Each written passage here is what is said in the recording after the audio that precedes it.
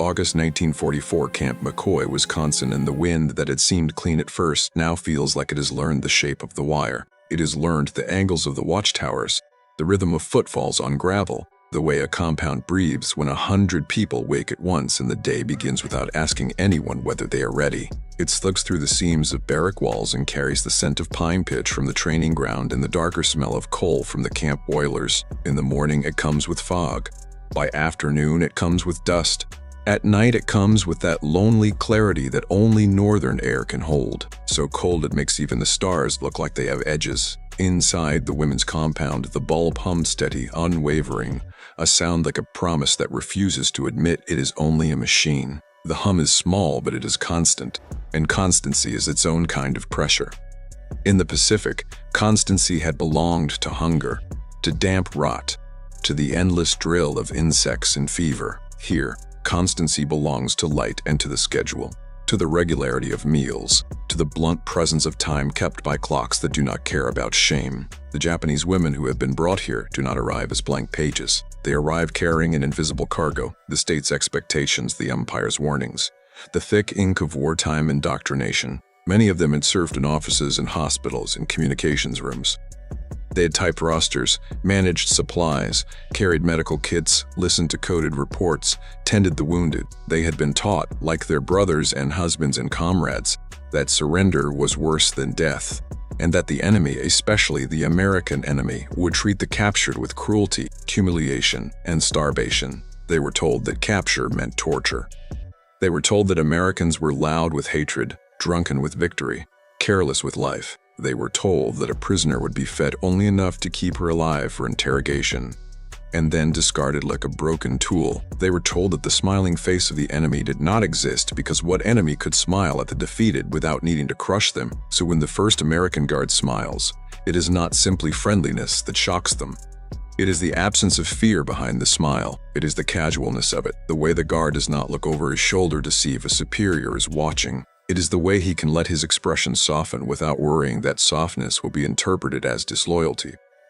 It is the way he can be human in uniform, and in the same hours that follow, another symbol enters their days with almost equal force.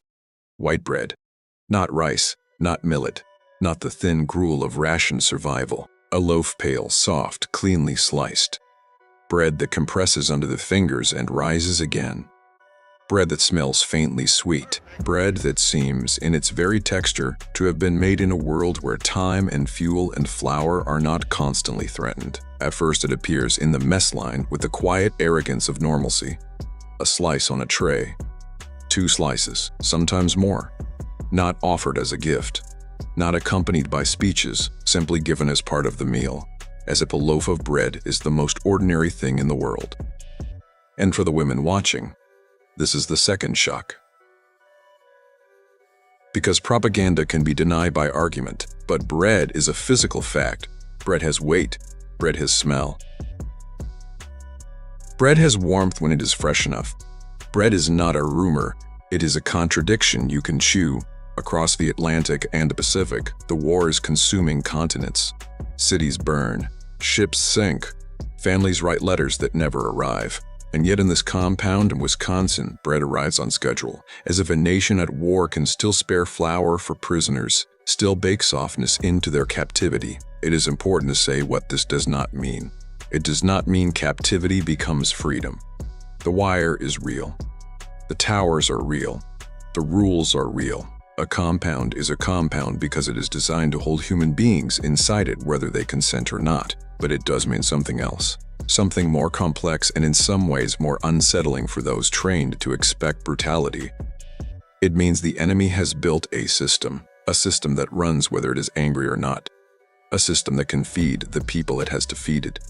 A system that records names and counts bodies and issues rations with bureaucratic confidence. And that matters because the Japanese military culture that shaped these women had treated surrender not simply as defeat, but as moral collapse. In 1941, Japan issued the Senjikun, a code of battlefield conduct, instructing soldiers that to live as a prisoner was to live in shame. Never live to experience shame as a prisoner, it warned, urging death over captivity. This ideology carried immense moral force, reinforcing the belief that capture was a stain that could not be washed away. Many Japanese personnel were told the Allies would torture or kill them if they surrendered, and this fear fed by propaganda and battle rumor became a cage inside the mind long before any wire was ever seen. So what happens when the cage is built differently than expected? At first, the women react as soldiers do when doctrine fails. They tighten inward. They look for the trap. They interpret routine as deception. They assume the bread must be bait, the smile must be performance. Their bodies are in America. Their minds still fight the war as they were trained to fight it. In the first days, they eat cautiously, not because of hunger alone, but because eating is a form of trust, and trust is dangerous. A few might hide a slice under a blanket, not for later nourishment, but to prove to themselves that it existed, like keeping evidence of a dream. The loaf becomes a quiet obsession. They watch how it is handled. They watch whether the guards eat the same bread. They watch whether it is counted like ammunition or treated like something too common to matter. They listen to the mess hall sounds, metal trays, ladles, footsteps, the low murmur of English, and the strange fact that no one seems to be starving. In America, rationing exists. U.S. civilians have ration books, stamps, point systems. Coffee and sugar are rationed, meats and fats are rationed, families are urged to plant victory gardens. This is a nation at war with constraints, yet still capable of feeding armies and prisoners and factories and cities. To the women in the compound, this is a paradox that does not resolve easily. A nation that rations itself but still produces soft bread for prisoners is not the fragile enemy they were taught to imagine. It is a nation with depth. And depth is what makes a war unwinnable when you face it too late. Outside, Camp McCoy is not merely a prison. It is part of the U.S. wartime machine training center and processing hub. During the war, it served as a POW and enemy alien camp, holding thousands of Japanese prisoners at its peak and thousands of other Axis prisoners as well. It is described as the largest permanent Japanese POW camp in the United States, holding as many as 2,700 Japanese prisoners. The women can feel this scale even if they do not know the statistics. They sense it in the endless flow of uniforms, the distant thunder of training, the rail lines that carry men and supplies as reliably as blood through an artery. They sense it in the way the camp itself seems to breathe, expanding, contracting, processing. War in America is not only fought at the front, it is fought in depots, warehouses, offices, mess halls, and farms. It is fought with the kind of organization that makes a loaf of bread possible in a compound in Wisconsin. And then there's the smile. It keeps returning, unpredictable but real. Sometimes it comes from a guard at the gate as he checks identification tags. Sometimes from a medic handing out supplies. Sometimes from a clerk who is bored enough to be polite. It is never accompanied by speeches. It is not sentimental. It simply appears like a small crack in the wall of enmity. For the women, the smile becomes a soundless question. Why are you not afraid of us?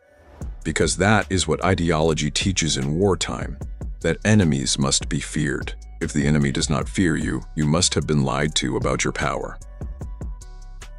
Or the enemy must be stronger than your propaganda admitted. The women's training had taught them that Americans were decadent, weak, soft. But softness in propaganda is usually associated with collapse, and yet these Americans, smiling casually at prisoners, do not appear to be collapsing. They appear to be confident. The loaf of bread begins to symbolize that confidence. It symbolizes not luxury but stability. It symbolizes the industrial and agricultural power that makes food predictable. It symbolizes logistics that do not shatter under pressure. It symbolizes a political system that, at least in this place, has decided it will be governed by rules rather than rage. In the wider Allied war effort, Western Allied governments directed that Japanese POWs be treated in accordance with relevant international conventions. Many prisoners held by Western allies were in generally good conditions compared to other theaters, especially compared to Soviet captivity. This matters because it reflects not only morality but strategy. America's leaders understood that POW policy was watched by enemies, allies, and history. They also understood that humane treatment could be weaponized, photographed, reported, used to encourage surrender, and used to demonstrate that the American war effort was aligned with law. Even in the Pacific, Allied forces mounted propaganda campaigns to encourage Japanese to cease resistance rather than surrender. Trying to overcome cultural stigma, Yet, on the ground, in a women's compound, these grand policies translate into something simpler: bread that arrives, light that hums, guards who often behave like men with ordinary lives. That ordinariness becomes its own kind of psychological pressure, because it forces prisoners to confront a possibility they were not trained to handle. What if the enemy is not a monster? What if the enemy is not even particularly emotional about you? What if you are simply a problem to be managed, a set of forms to be processed, a number to be fed and counted until war ends? For someone shaped by imperial ideology, this is almost insulting. Hatred would have been easier to understand. Hatred would have affirmed the myth. Indifference mixed with occasional kindness is much harder to interpret. Days pass. The women's internal world begins to shift in subtle ways. It is not a conversion. It is not a sudden admiration. It is an adjustment, like eyes adjusting to a new kind of light. They begin to sleep more deeply, not because they feel safe, but because their bodies cannot remain on guard forever when nothing happens. They begin to eat the bread without waiting for punishment. They begin to look at American faces and see not only enemy but variety: young faces, tired faces, bored faces, faces that sometimes show sympathy and sometimes show irritation, as all human faces do. And slowly they realize something that strikes at the heart of wartime indoctrination. The American soldiers they see often do not behave like people who expect punishment for minor human behaviors. They speak in ordinary tones, they complain, they joke, they show fatigue. They do not always appear terrified of their officers. Their discipline exists, yes, but it feels less like fear and more like procedure.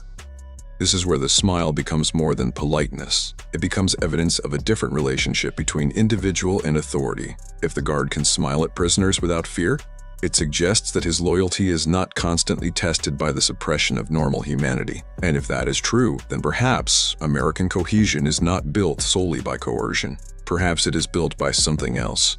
By buy-in, by habit, by the idea that the system belongs to the people who serve it rather than the other way around. These are dangerous thoughts for a prisoner to have, because they do not stop at the camp fence.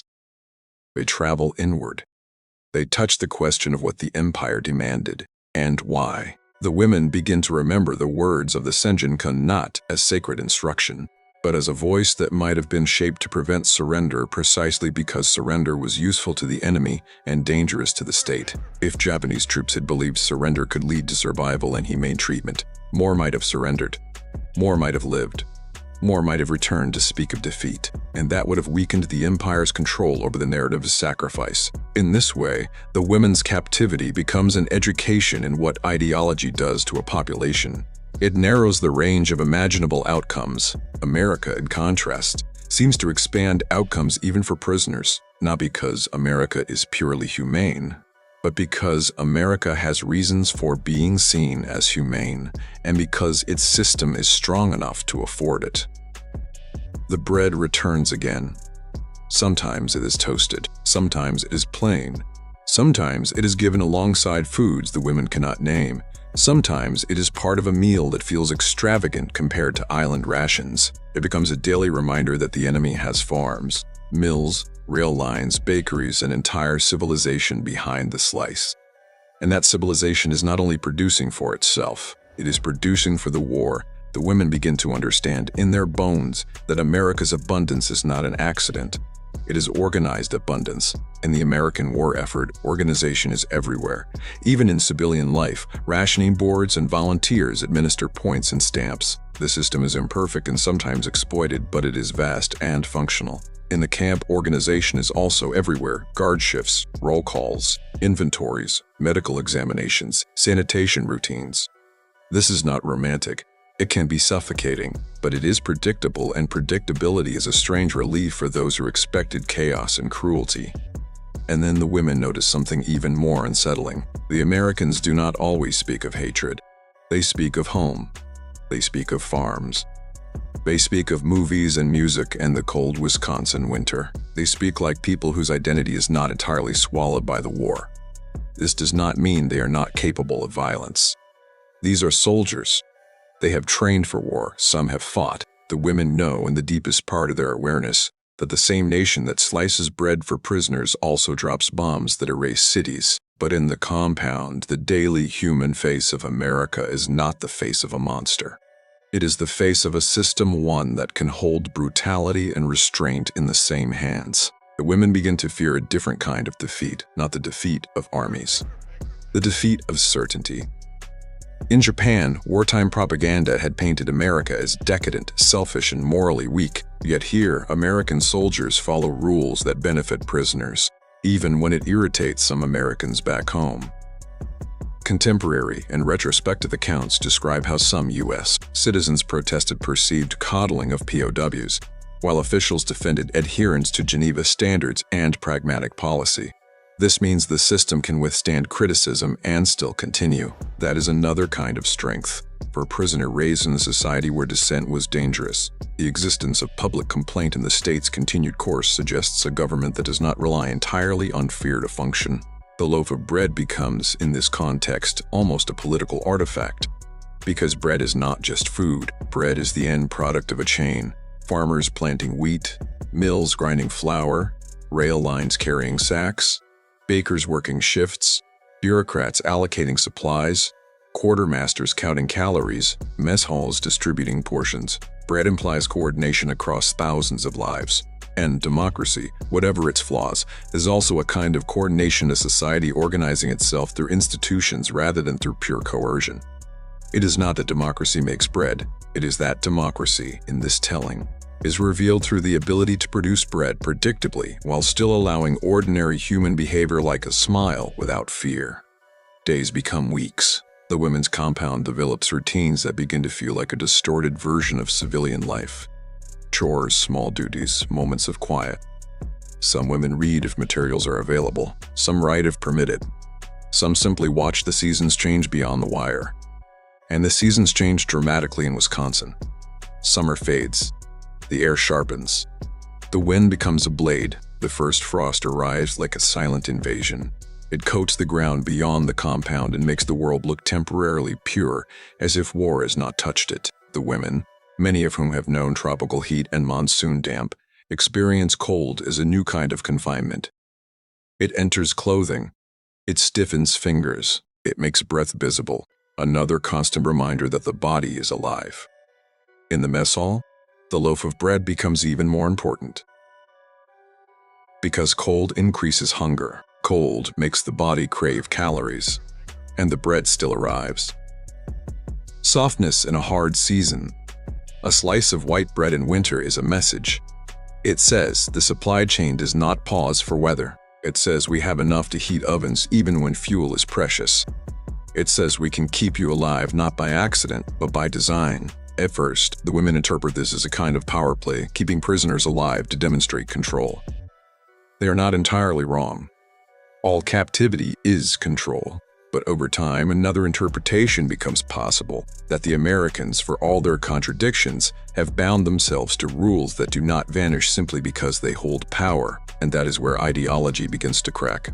Because the Japanese wartime system did not bind itself to such rules when it held prisoners.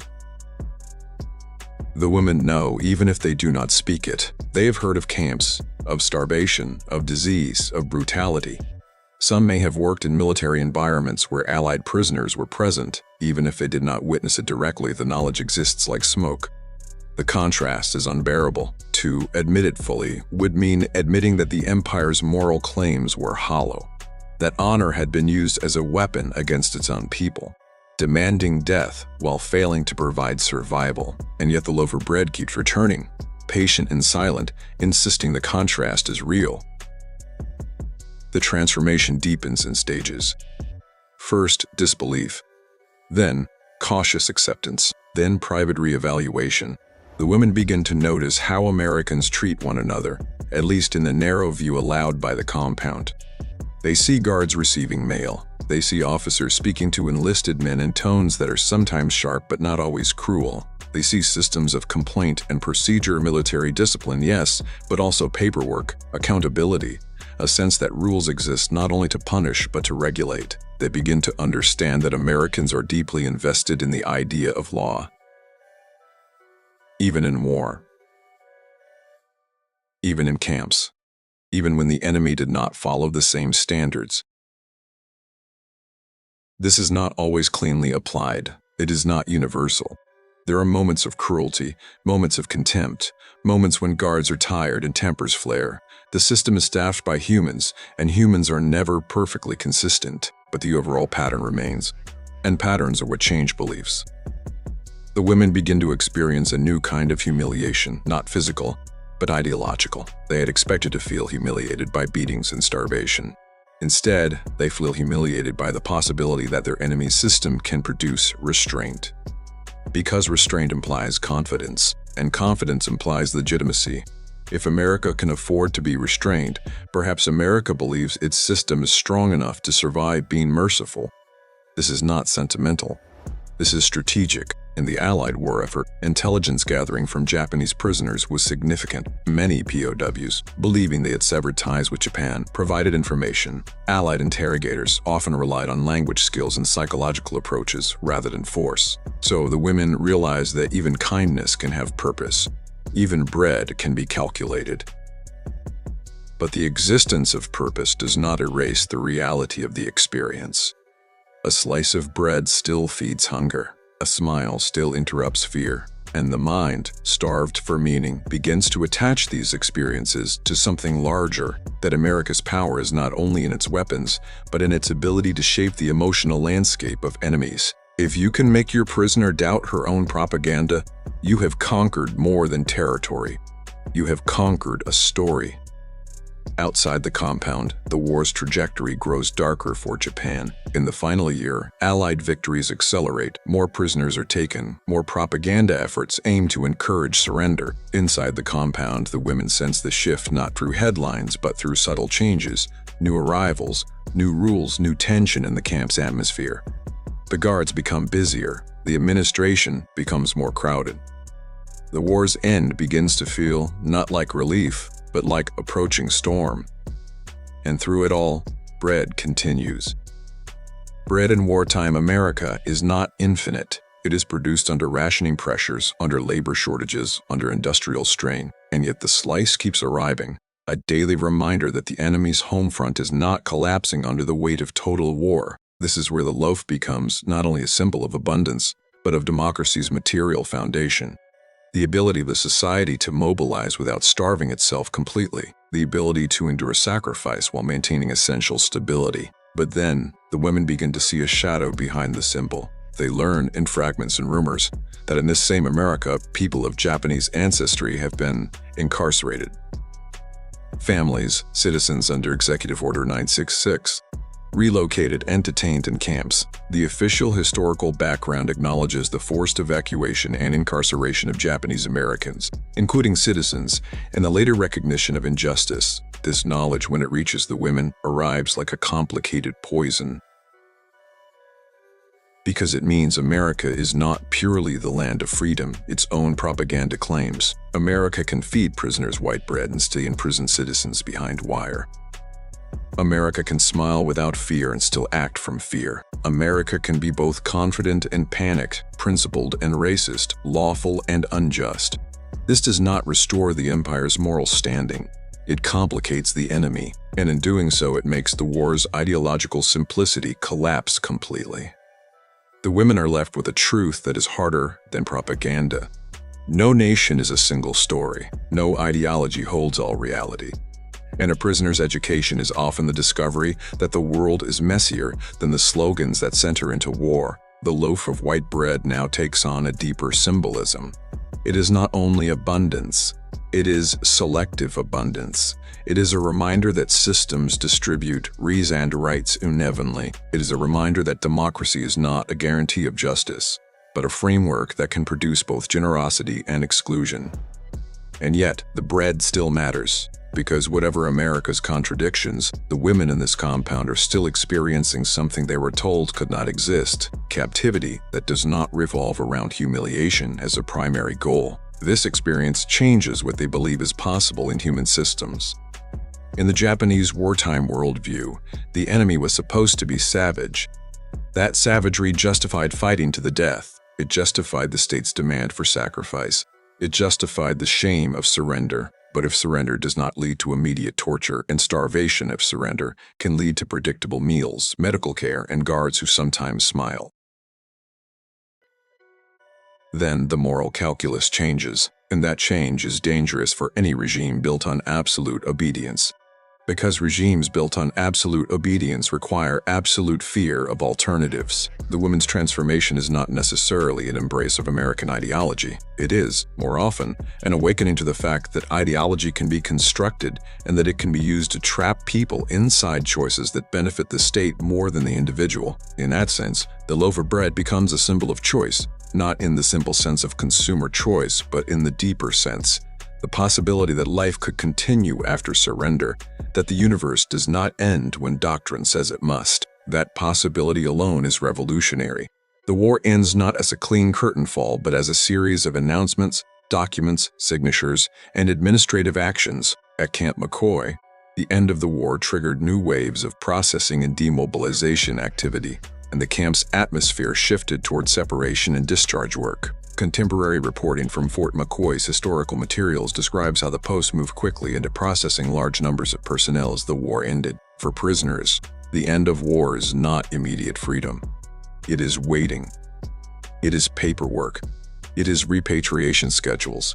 It is the slow unwinding of a massive system. The women remain behind wire, watching leaves fall, watching snow accumulate, watching the guards' routines change as the world outside their compound begins to imagine peace. And even as peace is imagined, bread continues to arrive. The loaf becomes almost unbearable in its persistence, because now it stands not only for abundance, but for the distance between nations. Back home, Japan will face hunger and ruin. Cities will be burned, industries shattered, families displaced. The women know this is coming. They feel it like a shadow behind every meal. To eat white bread in America while knowing one's homeland is collapsing is to experience survival as guilt. It is to feel the strange cruelty of being spared. In the mess hall, the bread sits on trays like a quiet accusation. Why do you eat this while others starve? But the bread is not the enemy. It is the system. It is history, and history does not distribute suffering evenly. The women's perceptions continue to evolve. Some become resentful, interpreting American abundance as theft res gathered from a world system, powered by industrial might protected by oceans. Some become fascinated, trying to understand how a society can mobilize so effectively.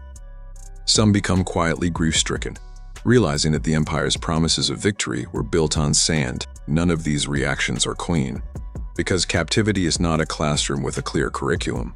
It is a pressure chamber that reveals what people already carry inside them. For some women, the American smile remains forever suspicious. They cannot accept it as genuine. To accept it would mean admitting vulnerability, and vulnerability is dangerous. They have survived by distrust. They will not abandon it. For others, the smile becomes a memory that haunts them long after release, not because it was kind, but because it was ordinary, because it suggested that the enemy did not need to hate them to defeat them. That realization can feel like a deeper defeat than any battlefield loss. The loaf of bread becomes a final symbol in their minds, a symbol of a system that can feed even its enemies, a symbol of a society that, for all its contradictions, can produce stability, a symbol of democracy's material advantage, not purity, but capacity to organize, to endure, to distribute. And yet the bread also symbolizes democracy's moral burden, that abundance does not automatically equal justice, that freedom is not evenly applied, that fear can still drive injustice even in a nation that speaks of ideals. When the women eventually leave, whether through repatriation, transfer, or release, the compound empties slowly. The wire remains. The towers remain. The camp continues to process its own history, but the women carry something home that cannot be fenced. They carry the taste of white bread.